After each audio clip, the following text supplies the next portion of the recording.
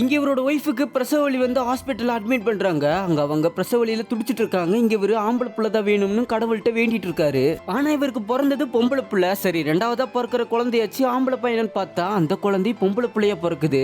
அதுக்கப்புறம் மூணாவது தடவையாச்சு ஆம்பளை புள்ள பிறந்துடணும்னு ஆர்வத்தோட வெயிட் பண்றாரு. பார்த்தா அப்பையும் பொம்பளை புள்ள தான் பிறக்குது. கடைசி ஒரு வாட்டியாச்சு எனக்கு ஆம்பளை பையன் பிறக்கணும்னு கடவுள்கிட்ட வேண்டி நம்ம அங்கேயே பாக்குறதுனால தான் ஆம்பளை புள்ளையே பிறக்க மாட்டேங்குதுன்னு இவர் வேற பக்கம் போய் நிக்கிறாரு. பிறந்த நாலாவது குழந்தையும் பொம்பளை புள்ளையாவே பிறக்குது.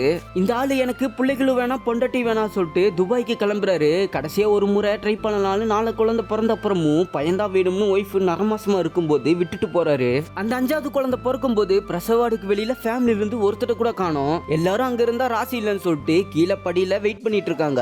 கடைசி அந்த ஆளு எதிர்பார்த்த மாதிரியே உங்களுக்கு ஆம்பளை பையன் பிறக்குது. இவங்க ஃபேமிலியில இருக்கிற எல்லாரும் இந்த நியூஸை கேட்டு ரொம்பவே சந்தோஷப்படுறாங்க.